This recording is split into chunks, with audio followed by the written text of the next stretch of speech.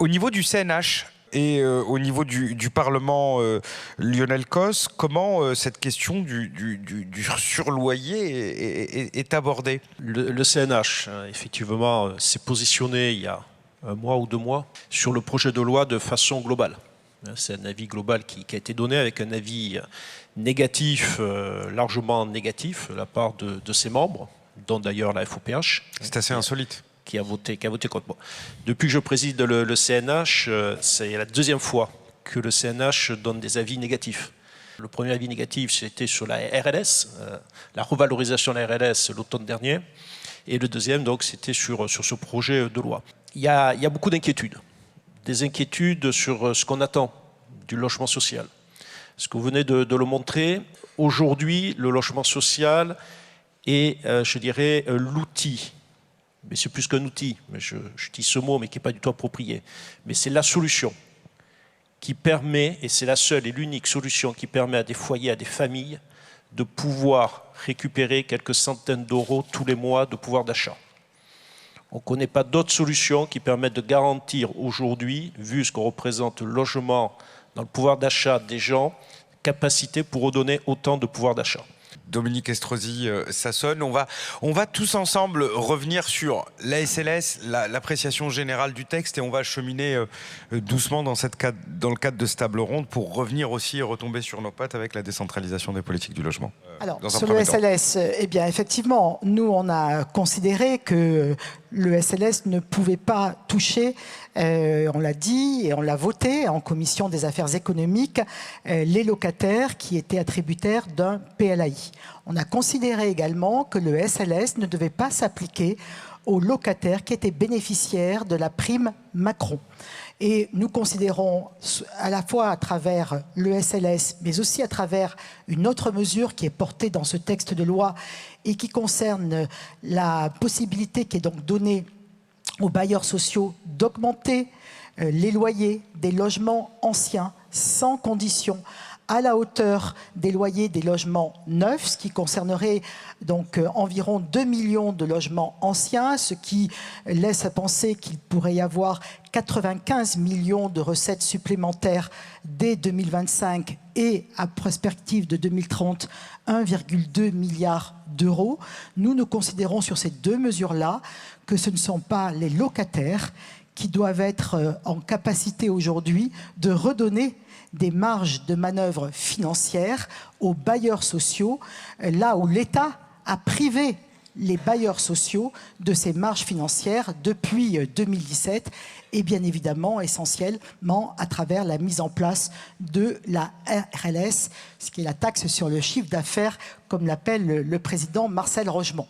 Donc on a bien spécifié dans notre rapport, c'est la raison pour laquelle également sur l'augmentation des loyers, nous l'avons soumise à un décret en Conseil d'État en conditionnant cette augmentation, par exemple, à la rénovation du logement, mais également aux caractéristiques propres du logement, parce que pour nous, effectivement, c'est l'État qui est aujourd'hui à l'origine de la baisse des fonds propres, de la perte de capacité d'autofinancement des bailleurs sociaux depuis 7 ans, et nous l'avons chaque année dénoncé. Chaque année, nous proposons, et de façon transpartisane au Sénat, qu'on revienne sur la réduction du loyer de solidarité.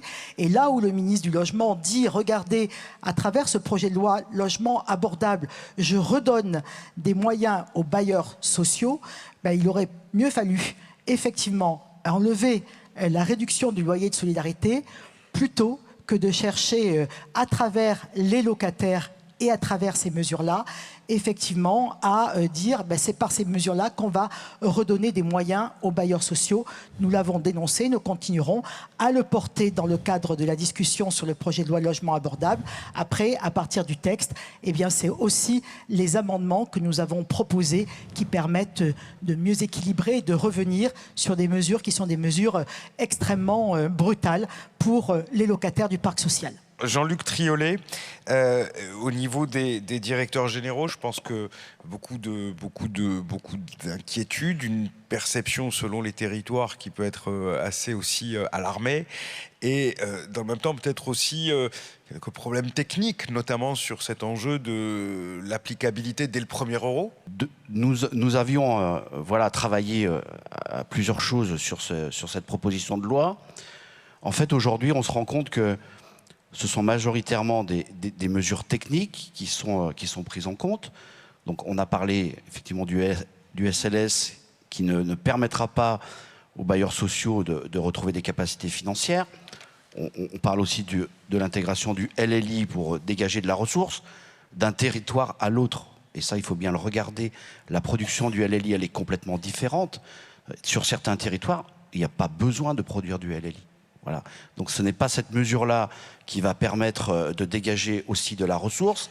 Et puis la troisième mesure, et celle-là qui est plutôt très inquiétante, c'est la question d'augmenter les loyers à la relocation et de les aligner sur le parc privé. Voilà. Moi, je ne sais pas faire, en tant que directeur général d'un office, avoir deux logements l'un à côté de l'autre avec des niveaux de loyer complètement différents. Enfin, ça va être d'une difficulté à gérer et les gens ne vont pas comprendre. Merci. On reviendra d'ailleurs dans notre échange sur l'enjeu et la place prise par le LLI dans le texte.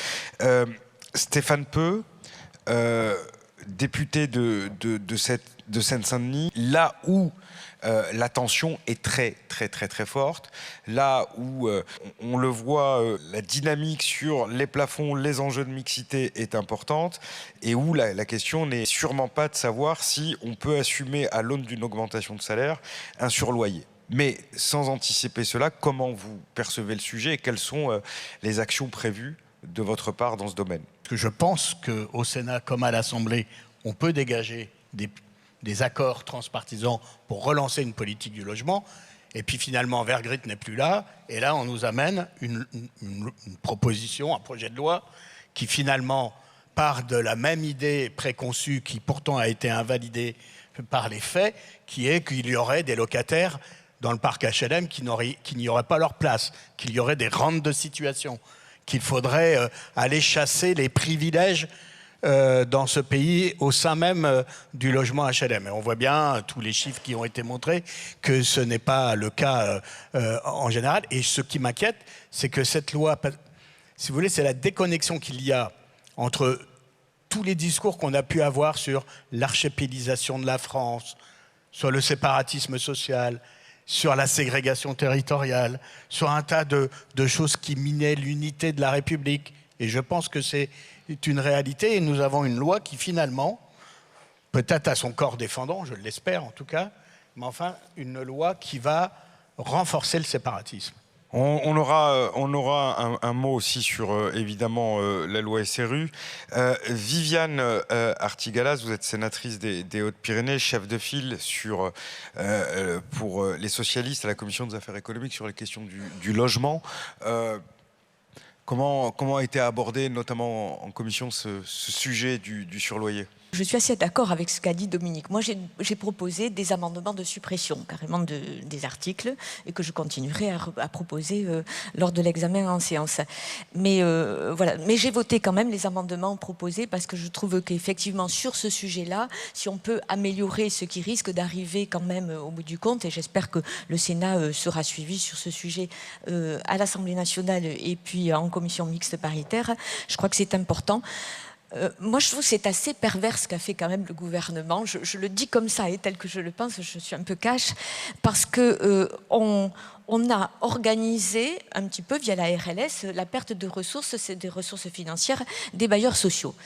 Et là, on est en train, ces textes dans la loi, vous l'avez dit, on essaie par ces articles, de redonner des marges de manœuvre financières aux bailleurs sociaux. Donc c'est quand même pervers de leur faire à nouveau porter la charge d'assurer leurs ressources via une organisation de ce qui a été fait par l'État pour les diminuer. Donc, et puis le faire sur le dos des locataires, c'est-à-dire que c'est eux qui vont augmenter les loyers. Donc c'est pas l'État, c'est eux qui vont devoir augmenter les loyers pour avoir des ressources supplémentaires. Moi, je trouve ça extrêmement pervers. Donc bien évidemment, je suis contre. Je trouve que tout ce qui peut améliorer, et à mon avis, c'est pas la meilleure solution, c'est pas la bonne solution pour augmenter les ressources des bailleurs sociaux. Donc on n'est pas là dans une bonne loi sur ce sujet, et tout ce qui pourra permettre de ne pas aller dans ce sens-là. Et puis surtout que, vous l'avez dit, enfin moi je n'avais pas mesuré ça non plus, mais c'est vrai que tout ce qui va être économisé, ça ne va pas tout aller dans l'escarcelle des bailleurs. Donc moi je continuerai à défendre d'abord la suppression, et puis après je continuerai à voter pour tout ce qui peut permettre de diminuer cela. Merci Viviane Artigalas. Isabelle Le Callennec, vous êtes maire et présidente de Vitré Communauté. Alors sur un territoire en Bretagne, on sait toutes les problématiques qui existent de tensions, et notamment pour permettre le parcours résidentiel, les enjeux de jeunes actifs avec des territoires qui, du point de vue économique, sont très dynamiques et où le tissu de PME, les chefs d'entreprise disent, nous, la première difficulté qu'on a, c'est l'emploi et le fait de pouvoir garder nos jeunes diplômés ou en formation sur site. Votre réaction par rapport à, évidemment, de manière générale, la question du SLS. Et puis, une autre question, vous êtes maire et présidente, on sait comment ça se passe dans ces cas-là. Vous allez avoir pas mal de gens qui vont venir vous voir en vous disant, mais qu'est-ce que c'est que cette histoire de surloyer? Ce mois-ci, j'ai payé tant. C'est aussi ça la réalité. C'est-à-dire que là, on est en conclusion d'un événement important. Il y a un débat il y a eu un débat au Sénat, à l'Assemblée. On va continuer autour de ce projet de loi. Mais la réalité concrète qu'on va voir, c'est aussi celle-ci. C'est pour ça qu'on compte sur nos parlementaires pour éviter effectivement la catastrophe annoncée. Merci au président de Rogemont de m'avoir convié. Donc, moi, je suis maire de Vitré, 20 000 habitants, et présidente de Vitré Communauté, 83 000 habitants, sur un territoire effectivement extrêmement dynamique qui a besoin de loger des salariés d'entreprise et notamment des ouvriers et des employés. Et comme vous le savez, les 2/3 des Français sont éligibles au logement social. Donc, on est évidemment très attentif au cadre dans lequel on inscrit notre action. Moi, j'ai envie de rappeler que, en fait, le problème, il n'est pas tout à fait là. C'est que le cadre législatif et réglementaire aujourd'hui dans notre pays depuis plusieurs années n'est pas favorable à la production et la rénovation de logements. Nous avons besoin de produire et de rénover du logement, et notamment du logement social. La demande, elle augmente. Et les réponses ne suivent pas. Quand on regarde aujourd'hui les statistiques, c'est dramatique. Ici, en région Pays de la Loire, les mises en chantier, elles ont baissé de 25% ces 12 derniers mois. Donc le compte n'y est pas. Alors effectivement, commencer à aller s'attaquer aux locataires du logement social, quand la problématique, vous venez de la rappeler, c'est la RLS au début du mandat. Alors ça, c'est ce qui tombe sur les bailleurs sociaux. Moi, j'ai envie de dire aussi les collectivités. Donc, on a institué la RLS et maintenant, on va aller chercher de l'argent dans la poche des locataires. De même qu'on a supprimé la taxe d'habitation. Et donc, les collectivités, aujourd'hui, sont amenées, pour certaines d'entre elles, à augmenter la taxe foncière. Donc, c'est ni fait ni à faire, et j'avance d'un pas, et puis je m'aperçois que je me suis peut-être un peu trompée, et donc je reviens sur des mesures qui aujourd'hui, effectivement, nous inquiètent. Qu'il y ait des règles de surloyer, qu'une fois qu'on a dépassé effectivement le loyer maximum pour habiter dans un logement social, on soit amené effectivement à en sortir pour le libérer. Peut-être. Le problème, c'est que, et moi je vais le voir à Vitré, des personnes qui vont avoir payé le surloyer, qui vont avoir dépassé le plafond du surloyer, vont effectivement venir nous voir en disant mais il faut que je déménage parce que là je peux plus rester, je suis plus éligible entre guillemets, mais pour aller où? Et là c'est pareil, on dit production, rénovation dans le logement locatif social, mais quid du reste? Et aujourd'hui, force est de constater qu'il n'y a pas de solution pour certaines familles. Vous avez cité des exemples très concrets et merci donc à la Fédération de ces exemples concrets, parce que je pense qu'ils sont très utiles toujours à nos parlementaires d'avoir des exemples concrets.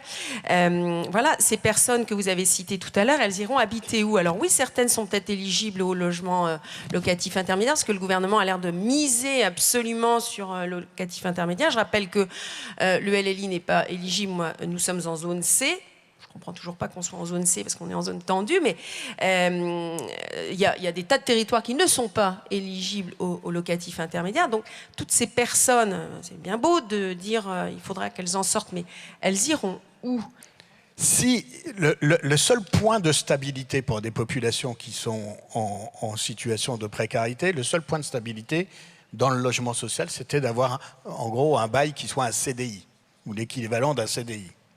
Si ce seul point de stabilité dans une vie, par ailleurs, toujours soumise à plus d'incertitude et de précarisation, le seul point de stabilité qui est d'avoir un toit sur la tête, lui aussi vous lui donnez de l'instabilité et de la précarité, je pense que c'est extrêmement dangereux. Et j'ajoute une remarque. On est passé dans notre pays, parce que des fois j'ai l'impression qu'on ne fait pas la connexion avec comment aussi le salariat il évolue. Si je prends le département de la Seine-Saint-Denis, en France d'une manière générale, on est passé de 12% de salariés au SMIC à 18% de salariés au SMIC. Qu'est-ce que ça veut dire de calculer l'éligibilité au logement social ou la capacité de pouvoir y rester dans un salariat qui évolue de telle manière, par exemple, qu'on ne vit beaucoup qu'avec des primes, et que aujourd'hui, quand vous êtes intérimaire, quand vous êtes salarié au SMIC, ce qui vous permet de temps en temps d'y arriver, c'est les politiques de primes. Donc calculer le revenu sur cette base-là, c'est à mon avis extrêmement dangereux, et on ne peut pas travailler, je le répète, la cohésion nationale, essayer de réparer les ségrégations territoriales, essayer de faire nation ensemble, si la masse des gens qui produisent dans ce pays, tous ceux qu'on a applaudis le soir à 20h pendant le Covid, qui se retrouvent dans des situations précarisées, on leur dit... et en plus, sur le seul point de stabilité de votre vie, qui est le logement, eh ben, on va introduire de l'instabilité. Ça me semble extrêmement dangereux, injuste, mais dangereux. Il y a une instabilité gouvernementale. On a quand même vu depuis 2017 6 ministres du logement en 7 ans, parce qu'il n'y a pas de majorité, et on le voit aussi, qui conduit le gouvernement finalement aujourd'hui à proposer au Parlement de saucissonner les textes. Pourquoi? Parce que, comme le disait Stéphane Peu, proposer un texte qui montre une stratégie globale sur la politique du logement, mais sur d'autres sujets, il aurait beaucoup de mal à pouvoir être voté. Et donc le gouvernement, il a maintenant une méthode à laquelle nous commençons malheureusement à être que trop habitués et que nous avons dénoncé, c'est-à-dire qu'on a des petits textes, soit à travers un projet de loi, soit à travers de plus en plus des propositions de loi qui ne sont pas forcément toutes inintéressantes et qui permettent d'apporter de toutes petites réponses à chaque vote qui est fait. Et on voit que ce qu'a choisi de faire le gouvernement, c'est des petites touches. Donc on veut ouvrir le logement intermédiaire aux classes moyennes. Nous n'y sommes pas défavorables, en tout cas... la majorité sénatoriale n'y est pas défavorable, mais je rappelle quand même que les classes moyennes, elles aspirent aussi à devenir accédantes à la propriété. Et qu'est-ce qu'a fait le gouvernement depuis 2017? Il a supprimé effectivement l'APL accession et il a recentré considérablement le PTZ. De même, on veut faciliter la liberté de faire du logement intermédiaire, d'investir dans le logement intermédiaire, mais en contrepartie, il ne revient pas sur les mesures dont on a parlé, à savoir la réduction de loyer de solidarité, à savoir la hausse de la TVA, et à savoir aussi comment est-ce que demain on encourage plus la location longue durée, comment on fait en sorte que la location longue durée permette à l'investisseur particulier d'avoir un meilleur rendement, là où on le voit, eh bien si on veut aussi mieux réguler les locations saisonnières, ça passe par de nouveau encourager à la location longue durée. Alors Lionel Cos, on a bien entendu hein, la position du CNH, qui est la position du CNH. Il y a la vôtre qui est en phase. Comment vous abordez, vous, la globalité du texte. Peut-être aussi peut-être remarque sur la loi SRU, puisque cela a été abordé aussi précédemment par Stéphane Peu. Ce que je vous propose, puisque nous sommes 2 députés, 2 sénateurs, c'est que nous convoquions une CMP immédiatement pour supprimer les articles qui touchent à la loi SRU et les locataires. Et on le soumet à votre vote. Comme ça, au moins, le problème sera réglé et on gagnera du temps et beaucoup de débats. Donc, si je dis ça, c'est parce que sous ce texte qui est très technique, on touche des sujets politiques. Et ce qu'il ne faudrait pas, c'est qu'on s'enlise dans des sujets techniques pour oublier les aspects politiques qui, derrière, toucheront les Françaises et les Français. Et ça, c'est le véritable risque. C'est pour ça que j'appelle mes collègues à être très, très, très vigilants, à ce qu'on ne s'enferme pas là-dessus. Et je crois, enfin moi je serai très ferme, comme ma collègue de droite, pour dire qu'il faut supprimer les articles qui touchent à ma droite, mais aussi à ma gauche. Il faudra supprimer les articles, effectivement, qui sont dangereux pour la loi SRU. Et moi, mon sujet, mon inquiétude et ce que je vois sur mon territoire, c'est qu'aujourd'hui, nous avons des territoires qui sont en danger, terrible danger. J'ai un littoral landais, sur lequel quasiment aucune commune n'est soumise à la loi SRU, pour ne pas dire aucune. Nous avons 4 millions de Français qui veulent aller vivre sur nos littoraux dans les années à venir. Tant mieux, c'est une bonne chose. On ne pourra pas les accueillir, parce que je crois que ce soit sur le littoral méditerranéen, atlantique ou autre, on ne pourra pas accueillir les 4 millions de Français qui veulent venir. Mais on va en accueillir beaucoup. Ce tri va se faire comment? Par pouvoir d'achat? On va accueillir uniquement celles et ceux qui ont les moyens de pouvoir venir sur nos territoires. Moi, j'ai une commune en Segor. Le prix d'entrée, il y a quelques années, c'était 1 million d'euros. Post-Covid, on était à 4-5 millions d'euros. On est en train de passer à 10 millions d'euros. Dernière maison vendue, 8 250 000. Et celle qui est en vente, c'est entre 12 et 15 millions. Comment on fait pour créer une cohésion sociale sur ces territoires-là, sachant que le législateur n'a jamais prévu de pouvoir obliger les élus à travailler sur une mixité sociale. Résultat, j'étais lundi matin encore avec 28 chefs d'entreprise de mon territoire. Tous, ils me disent aujourd'hui, leurs salariés travaillent sur ce territoire éventuellement, mais pour se loger, n'arrivent à se loger qu'à Dax ou à Bayonne. On a un trou au milieu. Et ce trou, si on ne s'y attache pas, si on ne regarde pas ce qui est en train de se passer, ça va être terrible. Cet enjeu de la tension, cet enjeu du parcours résidentiel, on a échangé dessus hier soir avec vous, notamment Viviane Artigalas, sur, pour vous, pour le groupe socialiste aussi, quelle est l'appréciation générale du texte et pas seulement sur le SLS? Il faut construire du logement social, il faut rénover du logement social, mais il faut construire du logement abordable, il faut construire du logement privé, il faut rénover le logement privé. On a besoin de logements. Et moi, plutôt qu'en parler de parcours résidentiel, j'ai plutôt envie de parler de parcours de vie. C'est-à-dire qu'il faut construire des logements qui permettent à chaque personne, à chaque âge de la vie, de pouvoir trouver ce qui lui correspond. Et aucune évaluation n'est faite actuellement, ou aucun travail, ou aucune prise en compte de ce que veulent les Français n'est fait dans la politique du logement qui est mise en œuvre actuellement. Voilà. Il n'y a pas de stratégie qui se base sur une évolution à la fois démographique et une évolution des besoins des Français dans notre pays actuellement. Et Dominique a raison, on fait par petites lois pour résoudre quelques problèmes qu'on voit là. Il n'y a aucune stratégie, aucune de ce gouvernement sur la politique du logement, on n'est pas sur ce sujet. Moi, je considère que la loi SRU, ce n'est pas un frein, mais un facteur de développement de nos territoires et qu'elle a permis la construction de nombre de logements sociaux qui n'auraient pas été construits s'il n'y avait pas eu cette loi. Donc faisons attention aussi à ce qu'on fait sur cette loi. Oui, parce que souvent on dit ça n'a pas marché, si pour une fois que quelque chose marche. Voilà. Et une dernière chose aussi sur la loi SRU, on a voté des assouplissements de la loi SRU lors de la loi 3DS. Ces assouplissements n'ont jamais été ou très peu mis en œuvre, appliqués, et surtout, avant de à nouveau bouger cette loi SRU, appliquons d'abord ces assouplissements et évaluons-les, voyons quels impacts elles peuvent avoir sur la construction de logements. Merci. Jean-Luc Triolet, petite loi peu importante ou conséquences quand même importantes dans le quotidien de la vie des directeurs généraux? Alors moi, ce que je regarde aujourd'hui, on est au mois de juin et globalement, l'ensemble des entreprises, des offices présentent à leur conseil d'administration, leur compte d'exploitation et leurs résultats. Moi, ça fait 20 ans que je suis directeur général. C'est la première année que je vois autant d'OPH avec un résultat d'exploitation négatif. Et un résultat qui se fait à travers des produits exceptionnels qui sont les dégrèvements de taxes foncières sur les propriétés bâties et puis le produit des ventes. Donc cette situation, elle n'est pas tenable. Donc on veut un choc de l'offre, on veut produire. On a 2 600 000 personnes qui attendent un logement social en France. Aujourd'hui, nous ne sommes plus en capacité financièrement de construire. Les gens ne peuvent plus payer leur loyer et leurs charges. Donc quand on a des petites mesures, effectivement, comme celle de la loi, qui sont plutôt là au détriment de la mixité sociale, nous, directeurs généraux, on ne peut pas y être favorable. Et on alerte en disant, attention, si la situation financière de nos offices, mais dans les autres familles, pour en discuter avec les directeurs généraux des ESH, c'est pas mieux. Voilà, si ça continue de se dégrader, on n'arrivera plus, et on n'arrive déjà plus à produire du logement neuf.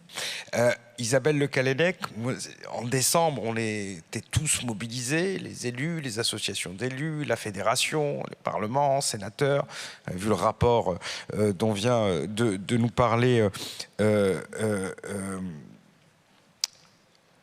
Stéphane Peu. Et dans tout ça, où est passée la réflexion et l'action sur la décentralisation des politiques du logement ? On attend toujours. Alors, Éric Woerth a rendu son rapport, Boris Ravignon de la même manière, donc on est en train d'examiner ça avec soin. Moi, j'ai envie quand même de m'étonner qu'avec tout ce que vous dites, qui fait consensus, parfois au-delà de nos sensibilités politiques, on n'arrive toujours pas à faire comprendre à ce gouvernement qu'il y a des pistes concrètes proposées qu'ils ne retiennent pas. Et vous l'avez dit tous, je pense qu'ils ne partagent pas notre diagnostic collectif. Alors, quand on ne partage pas le diagnostic, c'est difficile derrière d'avoir une stratégie. Donc nous, les élus locaux, on a besoin d'une stratégie au niveau national, avec des règles claires, une législation qui soit stabilisée, des financements qui soient enfin au rendez-vous. Et après, j'ai envie de dire, sur les territoires, on saura faire. Moi, je crois qu'il est urgent de faire confiance aux territoires. On a prouvé qu'on en était capable. Je vous citerai mon exemple, vous citez SRU. Moi, j'ai beaucoup réagi sur SRU. Pourquoi ? Parce que l'annonce a été faite la veille de la présentation du rapport de la Fondation Abbé Pierre. C'était quelque part une espèce de provocation. Par contre, je suis la première aussi à défendre les maires qui voudraient pouvoir construire, qui voudraient pouvoir respecter la loi SRU, mais qu'ils ne peuvent pas, tout simplement, et Dominique l'a très bien rappelé, parce qu'il n'y a pas le foncier, parce que les bailleurs sociaux eux-mêmes en difficulté financière ne peuvent pas tout simplement réaliser, parce que les fonds propres, et vous venez de le rappeler, ne sont plus là. Donc je pense qu'il faut regarder les choses aussi au cas par cas et ne pas faire de généralité. Certes, il y a des maires qui n'en veulent surtout pas, mais il y a aussi beaucoup de maires, et moi j'en rencontre énormément depuis qu'il est question de faire modifier cette loi SRU, qui disent nous on voudrait bien mais on ne peut pas, et ça nous coûte effectivement très cher en pénalité. Patrick Le Gallès, à l'aune de la présentation que nous avons eue tout à l'heure, vous voyez comment ce qui s'exprime ici en lien avec cette fameuse loi logement ? Je trouve que c'est important de se dire comment se fait-il que ce consensus quand même qui émerge parmi vous tous, vous avez quand même beaucoup d'éléments qui sont aussi peu présents dès que tu peux clôturer, dans la loi. Donc je pense que c'est important aussi de penser qui sont vos ennemis. Et moi je suis quand même très frappé par les modes de raisonnement qui se font au ministère des Finances et la manière dont tout un ensemble de parties de l'État pense ces questions-là, y compris avec mes copains économistes. Il y a quand même un débat de fond sur c'est quoi l'intérêt collectif et quels doivent être les modes d'intervention de l'action publique sur ces questions-là. Sur la décentralisation, vous posez un peu la question. Moi, je continue un peu à penser que sur ces questions de décentralisation, on n'a pas été au bout de ce qui peut faire, j'entends bien le bassin de vie, mais commençons déjà par les EPCI et les intercos, et peut-être donnons davantage de légitimité. Moi, j'ai tendance à penser que pour aller plus loin sur les questions du logement et la décentralisation, on a aussi besoin d'une légitimité plus forte de ces EPCI ou de ces intercos, peut-être d'élections au suffrage universel direct, qui polariserait un peu le débat et qui donnerait une capacité politique beaucoup plus forte à négocier et aller beaucoup plus loin dans ces dimensions-là. Donc il me semble qu'on est un peu à la moitié du chemin sur ces questions-là, et ça fait longtemps. Je vous rappelle qu'il y a à peu près 35 ans, on expliquait qu'on aurait évidemment des responsables d'interco, lieu suffrage universel direct un jour. Ouais. Un jour, à chaque fois on a dit c'est pas tout à fait maintenant, c'est un peu plus tard, mais qu'aujourd'hui, avec ces enjeux de transition écologique d'une part, ou des enjeux de type logement, qui vont être liés à des enjeux d'emploi, vous l'avez dit, mais aussi de gestion de la ressource et de l'énergie, il me semble que si on veut aller plus loin sur la décentralisation, peut-être que c'est là aussi qu'il faut faire un effort, et ensuite de remettre la question du logement à ce niveau-là.